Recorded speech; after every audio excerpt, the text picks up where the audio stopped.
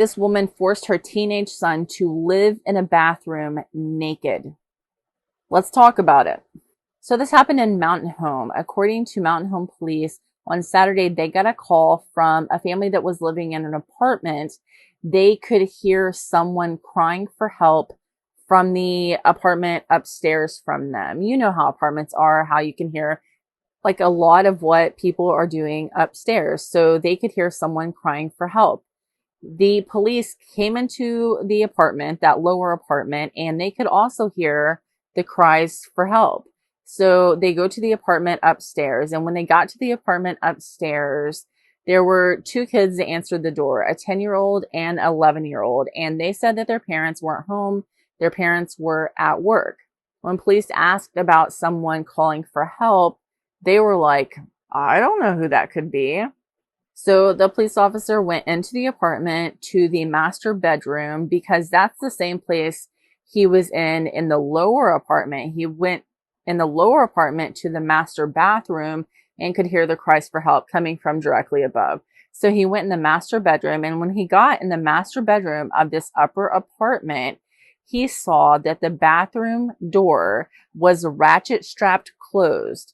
The end of the ratchet strap was attached from the door handle to the bedpost in that room. When police were able to remove the ratchet strap, they opened the door to find a naked 15-year-old boy who said he had been put in that bathroom the night before by his mom.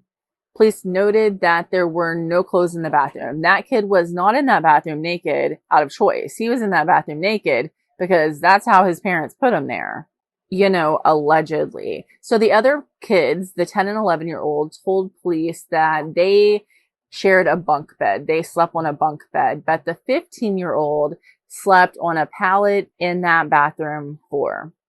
So police interviewed the mother and the stepfather of that 15-year-old boy. The mother is Jacqueline Barnett. The stepfather is Daniel Wright. Now, they both said they didn't know why the 15-year-old was locked in the bathroom.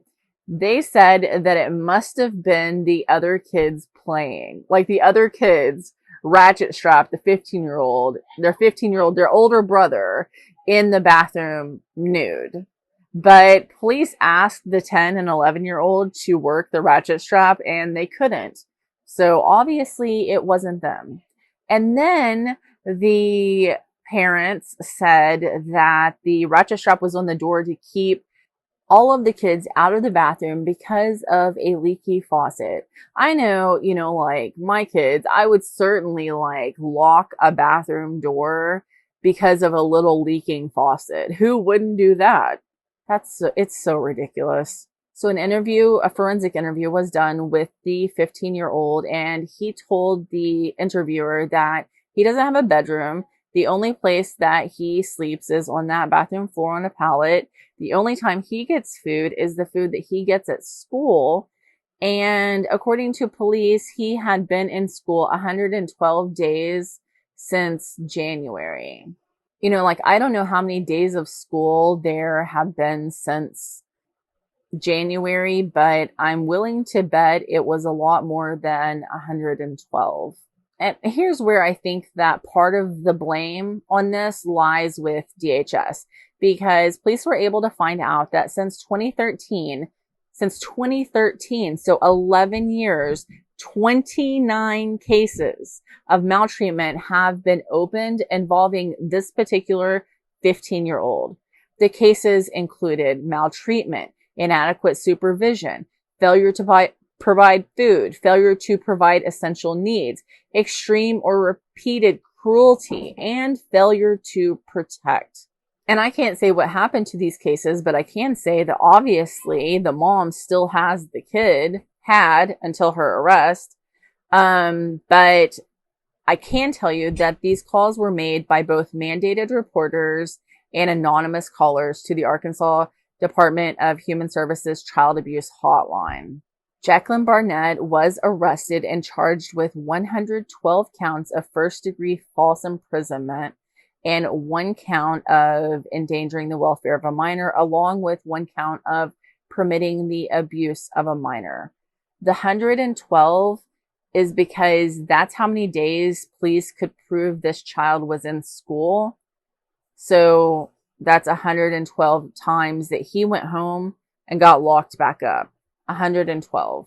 Jacqueline Barnett is being held in the Baxter County Detention Center on a $50,000 bond. Now, Daniel Wright was also arrested. Daniel Wright was charged with 112 counts of false imprisonment for 112 days that kid went to school and went home and got locked back up. He was also charged with 1 count of endangering the welfare of a minor and 1 count of permitting abuse of a minor. So they received the same charges. They were charged the same way because they both had an equal part. Even though he was the step parent, he played a role. He had the responsibility of protecting the child, and he chose not to as much as she chose not to. Now, she is being held in the Baxter County Detention Center on her $50,000 bond, whereas Daniel Wright was bonded out on his $50,000 bond. That has to sting, that he got bonded out, but she's still sitting in there. I don't know what happened to the other 2 boys, the 10 and 11-year-old, if they were both taken into DHS custody. I can assume that the 15-year-old was taken into DHS custody.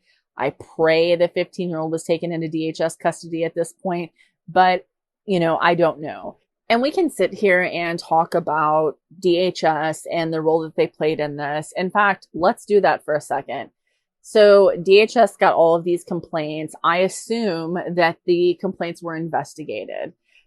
We can question then, were the complaints listed as founded or unfounded? If any of the complaints were listed as founded, maybe they had the parents, take parenting classes. Maybe they even took the children for a bit, but obviously the children went back into the parents' care or were never taken out of the parents' custody because this was allowed to go on or to get to this point. And DHS doesn't see everything. They don't know everything. There's a lot that they don't experience, and also a lot that kids won't say because they are afraid.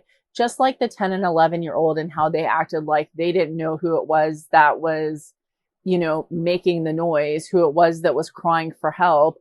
I would guess that the reason they didn't say anything is because they were going to get in trouble if they said something. And that is the way it is a lot of times, right? I think that these children, all 3 of them, have a lot of healing to do. And I hope that they are able to do that healing in an environment that is not with these parents, because maybe today it's the 15-year-old being targeted, but that doesn't mean that it will only ever be the 15-year-old being targeted. It doesn't mean that the 10 and 11-year-old will never be targeted. Now, I do know that the 15-year-old only belongs to the mother. I don't know who the parents of the 10 and 11-year-old are. Maybe the 10 and 11-year-old belong to both parents, and that's the reason why they weren't targeted. I'm not really sure. There are a lot of assumptions that I've made in this video. At the end of the day, I obviously just want the best for these children.